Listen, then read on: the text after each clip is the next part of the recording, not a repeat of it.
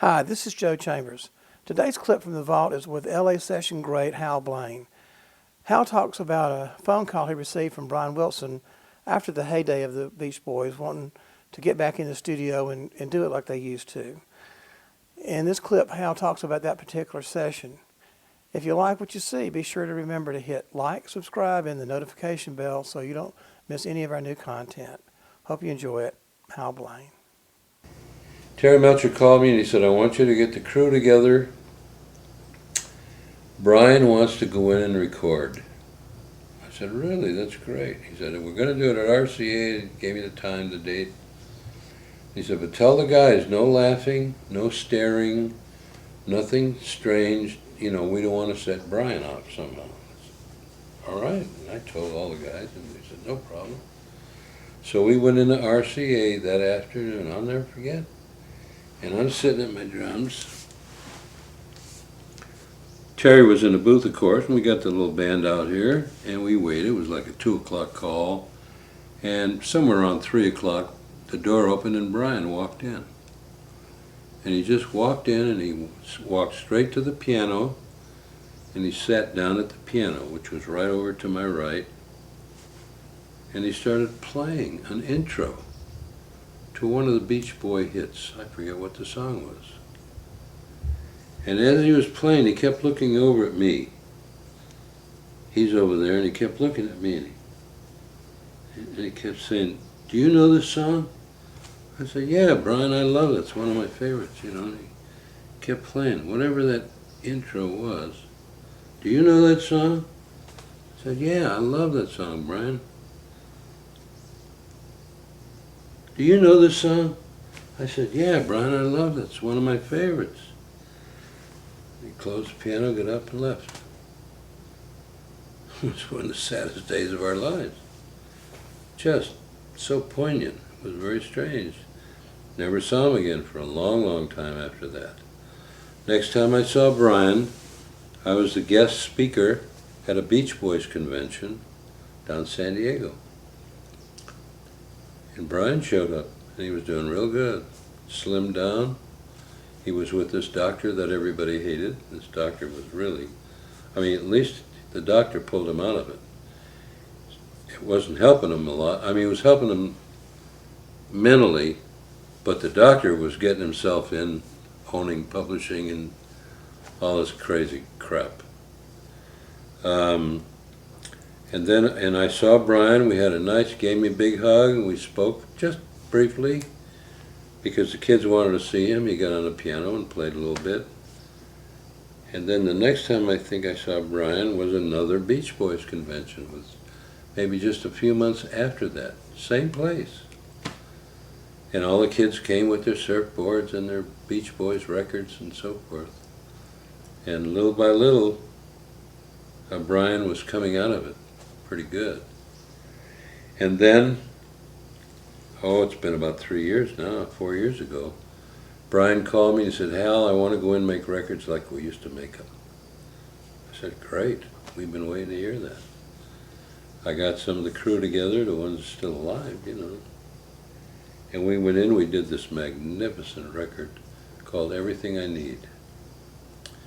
His daughters were the feature artists, Wendy and Carney.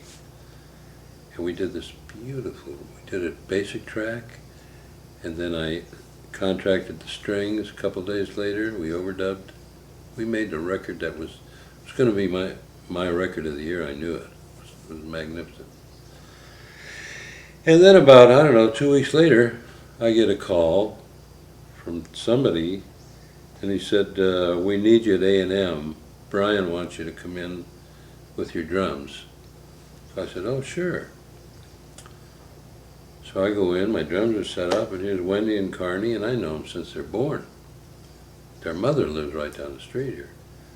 And all of a sudden, Brian said, okay, we've made the record.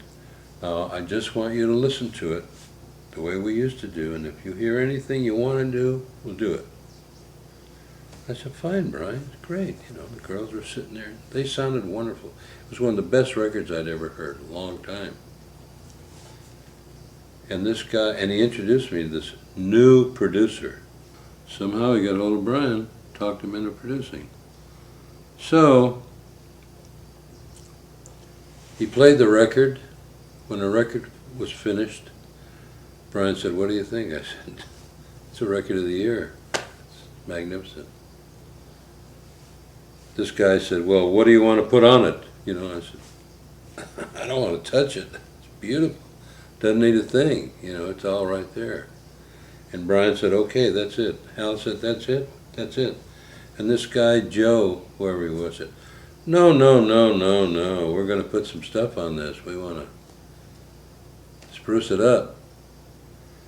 So I said, "Well, sir, I'll do whatever you want. You know, that's what I'm hired for."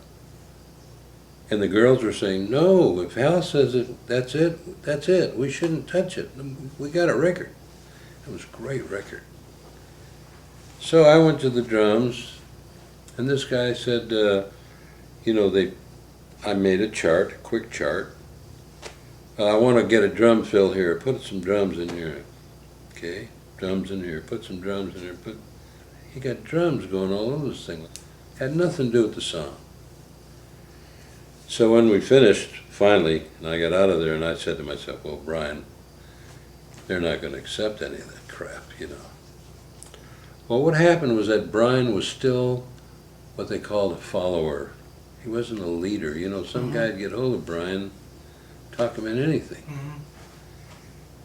Well, a couple months later, I get a record in the mail from Brian. He said, "Here's our record." I didn't even recognize it. They had so many clicks and bangs and bongs and smashes, and I couldn't believe what I was hearing, what they took at this beautiful. It's like someone took a beautiful Ferrari and just beat the crap out of it with a sledgehammer.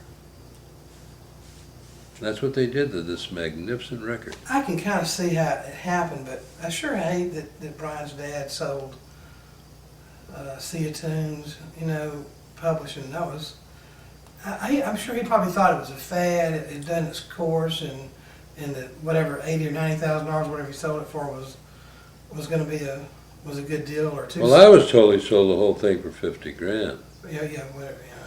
But I don't think he really understood the business that well. You know, his dad, Murry, had been a songwriter.